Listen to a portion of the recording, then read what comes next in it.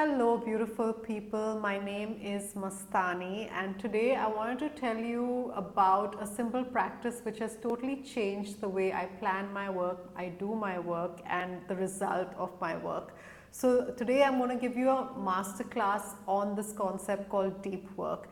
Deep work is something I explored or came across in 2020 and I've been using it for 5 years, and today I wanted to give you 10 tips to really ace the deep work methodology. So what will we be covering today? We will be talking about how you can plan your work a lot more effectively, how you can work on the important stuff, how you can build positive work habits, how you can improve your ability to focus, which I believe is one of the superpowers we can have in the world today, because we live in a highly distracted world, and our ability to focus helps us produce high quality work. It helps us learn hard things quickly, and we need this to be able to become a superstar in our field of work. So I'll tell you more about that later. And then how can we manage our time and our energy? And lastly, how can you prime your mind to work at its peak? So let me first tell you a little bit about what got me interested in this approach. So in 2020, I had just opened my co-working space, and I also had a daughter who was 1.5 years old. So my business and my daughter were pretty much the same age. So I was a year into my business and my daughter was, a 1-year-old. And so I was really struggling to manage both. And although I was working for like 14 hours a day, between work and, between the household chores and looking after my daughter, I felt like I wasn't being productive, or I wasn't being enough at work, nor was I being enough at home. And so it was really getting me into this crazy loop of working harder but not feeling fulfilled at the end of the day.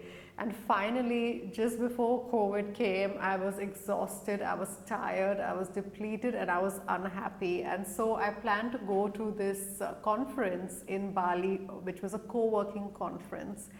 And at this conference, I met a young man who was a psychologist, and he was running a co-working space for psychologists in London.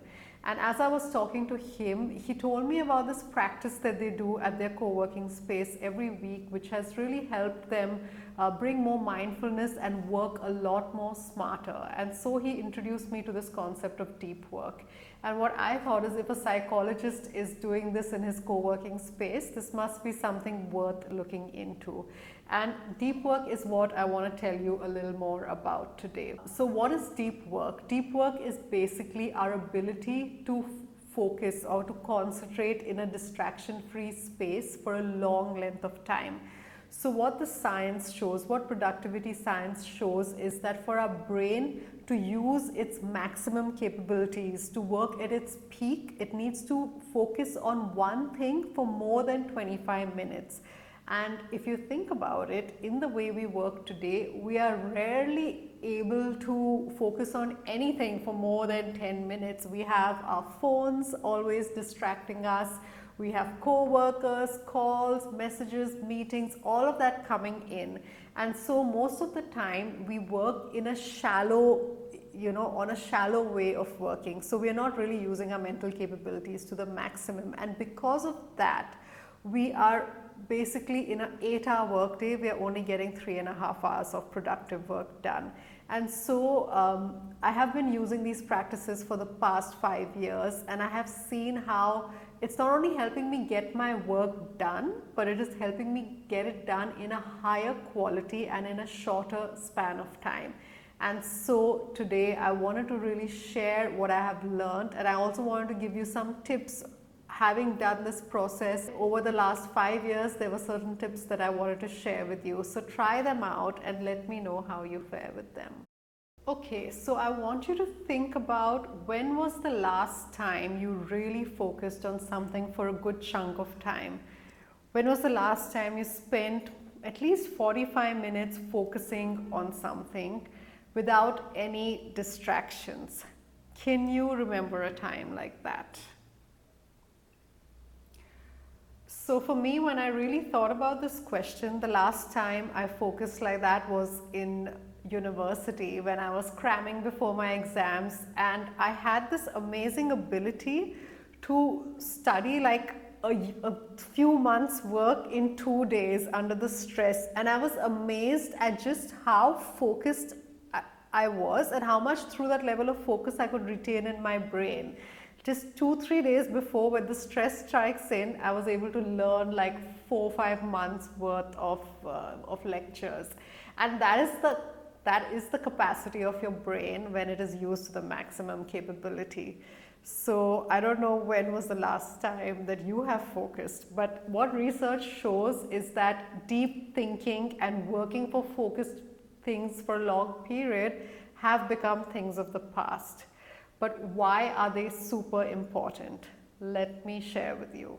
So what is deep work? Deep work is work performed in a state of distraction-free concentration that pushes your cognitive abilities to the limit. Why is this important? Because at that point, your brain is working at its max. It's delivering the best quality work it can, and that is where you get new ideas. You actually add something to the world, something that is new, that cannot be replicated by every Tom, Dick and Harry. And who created the deep work approach? The deep work approach was created by a US professor, a computer science professor. And what deep work enabled him to do was to double his output of research papers while raising a family, writing a book and lecturing full time. So what I love about this approach is, one, that it brings mindfulness into the way we work, which I love, and two is that it helps us bring a lot more balance into our life, because a lot of us have families, we have other things to do, and what deep work allows is to help us work really smart, so that in 8 hours you're able to get your best work done and you're able to finish it so that you can go back to your family or your hobbies or do other things that you love, which is why I really like this approach. So I want to tell you about why deep work has been called one of the most valuable skills of the 21st century. There was research done by 2 economists at MIT, and what they realized was that as the world advances, there were 3 kinds of people who will survive and prosper. The first of these were owners of capital, or people who have access to capital, and this has somehow always been the case, so that's no different. The second is anyone working in the field of AI, technology, and that is also pretty obvious. But the third one was really interesting. It was people who were superstars in their field of work. So what does this mean? We live in a world where you can make a living doing anything. You can be an influencer, you can be a writer, you can, there's so many different things you can do. But who prospers is the one who is really good at what they do. Because we live in a world with the internet, we live in a world of almost perfect competition, which means that if I want to build a website, I can easily make out who is really good at building websites. If I want someone to edit, I can very easily look at the quality of different editors. I can have it all at the tip of my finger. I can look at it online. And so when we are living in a world of perfect competition, those people who are really good at their craft, they are recognized and they are awarded a lot more than those who are average or okay at what they do. And what deep work allows you to do is to become a superstar at your field of craft. Because what does it require to be really good at something? It requires you to use your maximum capacity, to be able to really focus on it, to get into this level of flow where it's just flowing through you. So it helps you to do your best work, that's one, and it helps you to also learn hard things really fast. These are the 2 most important things to produce high quality work. And because we live in such a distracted world, the ability to focus, the ability to concentrate is becoming rarer and rarer. And if you can really focus some time on building this habit, I feel like it's the most important skill you can develop to prosper in the world of work as we see it. Okay, 10 tips to ace your deep work methodology. The first one is focus on what's really important. So if you notice, especially as entrepreneurs, we spend a lot of time firefighting, we spend a lot of time doing the small tasks. But what happens is when we spend a lot of time firefighting and working on unimportant tasks, we are not saving enough energy for the things that will matter over the long term in the 5 years to come. And to illustrate this, I have a little exercise for you. I would like you to take a piece of paper, so you can pause the video if you want to get your notebook. And in that, I want you to write all the goals that you have, everything that you want to do. So make a big list of all the things that you want to do. You can pause the video as you go through this list. So some questions you can ask yourself is, what do you want to achieve in your career? What do you want to create? What projects do you want to do? In terms of personal development, what are the things, what are the skills you want to grow, or what are the books you want to read? You can really make a whole list of things that are really important to you. Now I want you to put 1, 2 or 3 depending on how important is this goal to you. So 1 means that it's really important and I want to do it in the next month. 2 is, it is important-ish, but it's more like a midterm goal. I want to do it between 3 to 6 months. And a 3 is that, okay, it's like a nice to have, even if I get it done within the next 6 to 12 months, it's okay. So just go on and rank your goals 1, 2 or 3. So you can pause the video to do that if you like. And next, I want you to look at all your 1s and I want you to prioritize your top 3 ones. So what are your top 3 most important things that you want to be achieving in the next month? So get those shortlisted, and when you look at them, now I want you to honestly ask yourself, how many hours in the last week have you spent on your top 3 goals? So these are your most important goals. How much time have you actually spent on them? You can take a minute or 2 to think about it. You can pause the video. Often when I do this little exercise with my clients, they are shocked at how little time they have spent on their most important goals in the last week. So if you've had the same realization, don't worry, it's very normal. But what it goes to show is that we spend a lot of our time in the things that don't really matter. And this also reminds us of the 80-20 Pareto rule, where 20% of our effort brings 90% of the impact we want. And so focusing on the wildly important is really to figure out what is really important, what are your top 3 tasks, and those are the tasks that you want to do in your deep work sessions. Those are the things that you want to spend time doing. So that's tip number 1.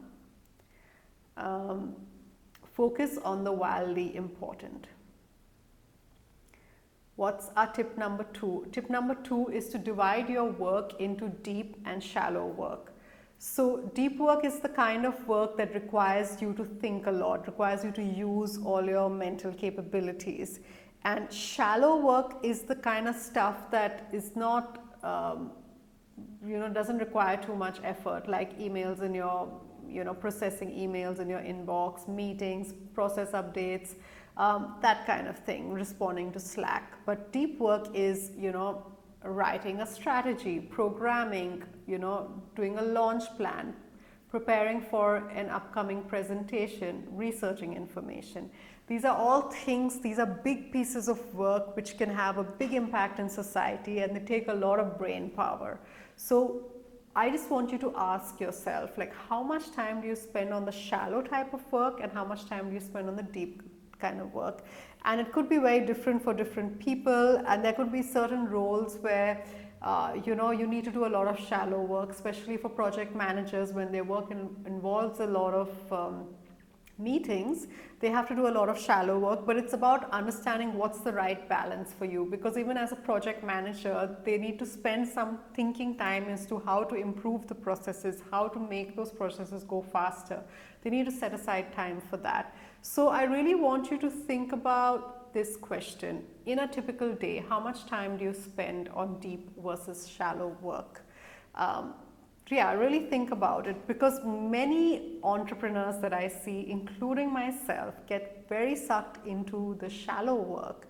Until I did this exercise, I really didn't realize how little time I'm spending on deep work. And deep work is when you're actually, it's like spending time in your business, firefighting and doing all the daily things versus spending time on your business where you're really thinking about the future of the business, the trajectory where you want to take it. So think about what this percentage is, and is it the one, is it balanced or not, and what would you like it to be? Tip number 3, set aside time for distraction-free work. So distractions are your number one productivity killer. So what the research shows is every time you get distracted, you need the same 20 to 25 minutes to get back into that high level of concentration and focus.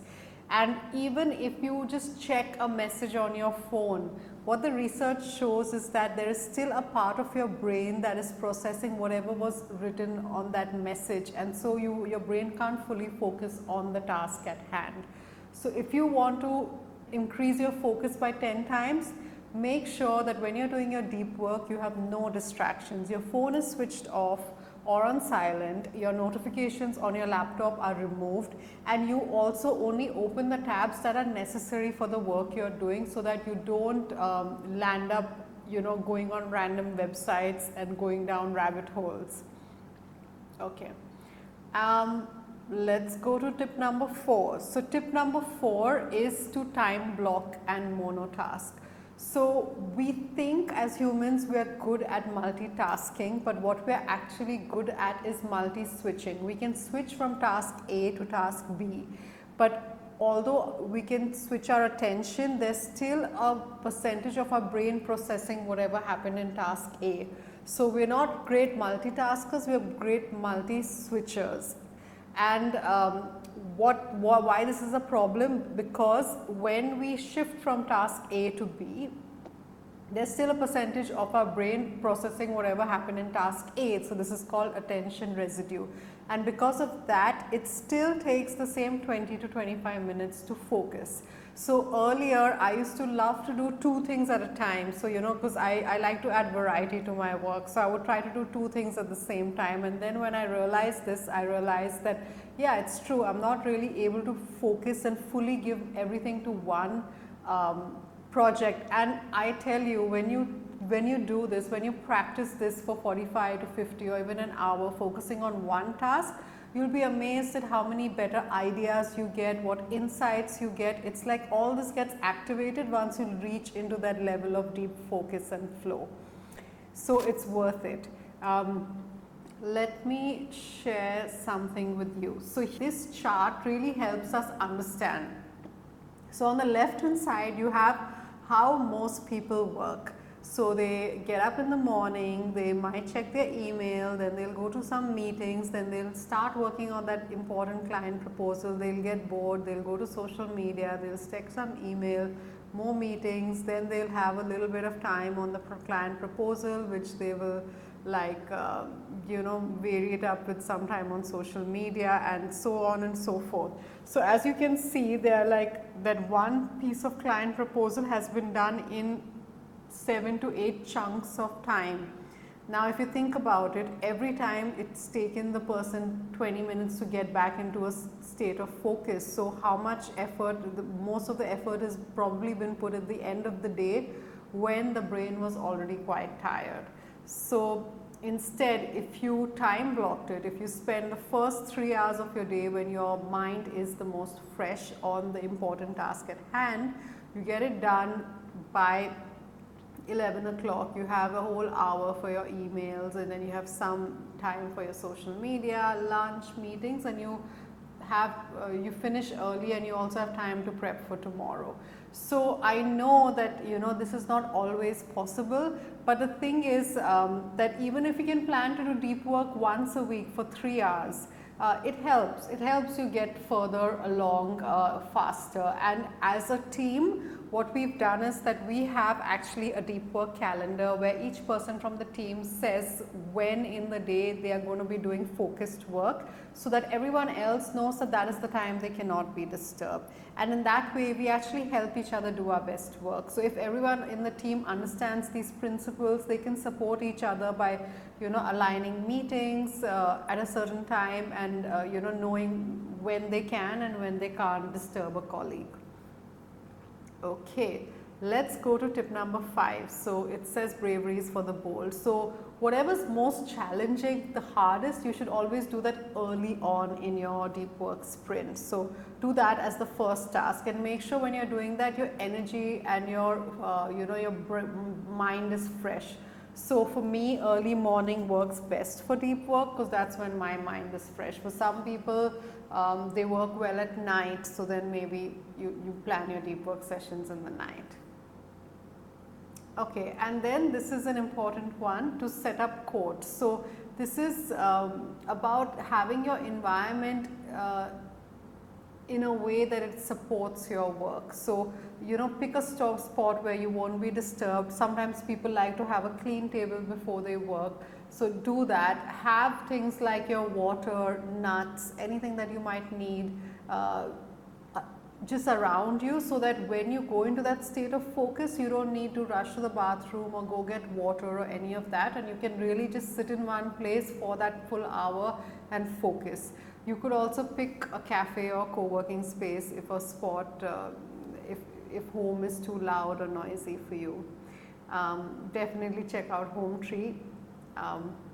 So next is getting in the zone, and I think here is where we do a great job with our Home Tree deep work sessions, because what we do is that we start with a little priming meditation, which includes some breathing exercises and some reflection and visualization. And what this helps do is it helps you prime your brain before you even start your work. So what Tony Robbins says is that whatever you want to make, whenever you want to make a change or improve something, you first need to improve it in your mental and emotional state. So with this, we make sure that before we approach our work, we are in the best state of mind.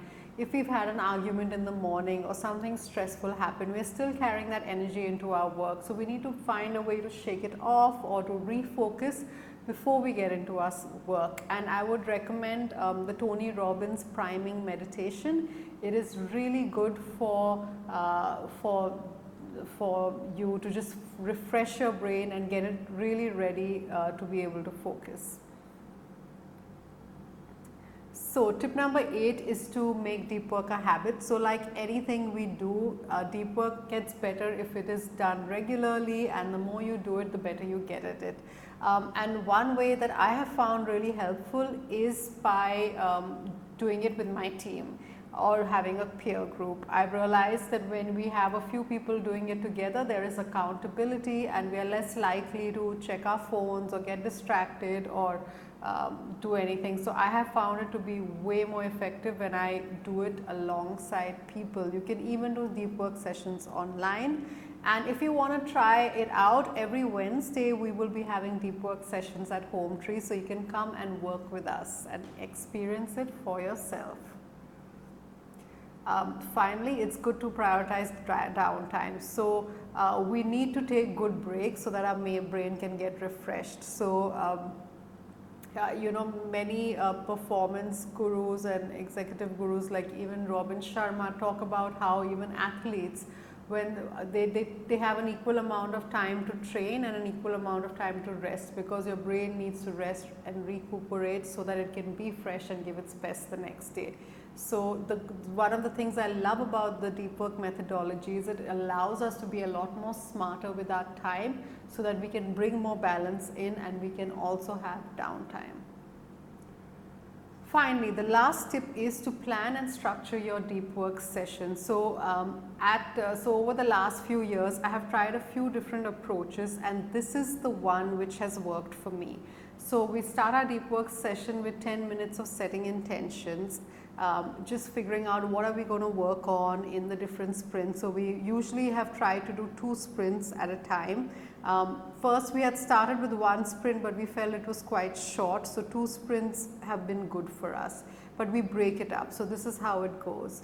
We have our intentions in the morning, we start with the intentions, then we have and in the intentions we just share with each other what are we planning to work on, and we mentally also start preparing. We get the right documents ready and everything needed to work on those things.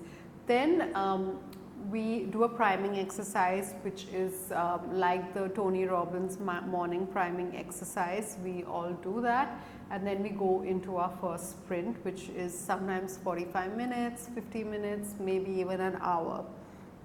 After that, we take a short break where we stretch, we go to the bathroom, and then we also do a little 5-minute desk yoga just to get the blood flowing again and just to move our muscles a little bit, to just bring some movement into our day. And then we do the second sprint. Sometimes after the second sprint, we also do some somatic exercise if the group feels called, and then eventually at the end we feedback how was the session to each other. And we also have a little deep work log that we do where we just track how we are doing with our deep work sessions.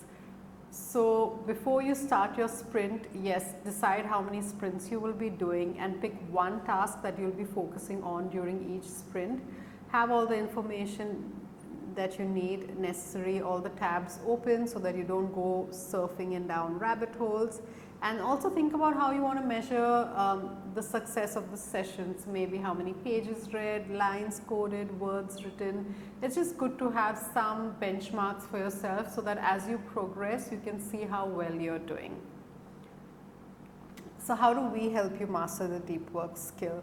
At Home Tree, we are really committed to helping you do your best work and achieve greatness. And so every Wednesday we have a little masterclass or a little workshop for half an hour which changes in topic, and then we get into our deep work session for 2.5 hours, after which you have time to, you can have your lunch, and then you have the space to do any other work that you want. And then we are also planning networking nights in the evening. So yeah, if you feel called to come to us at Home Tree in Colombo, please do join us.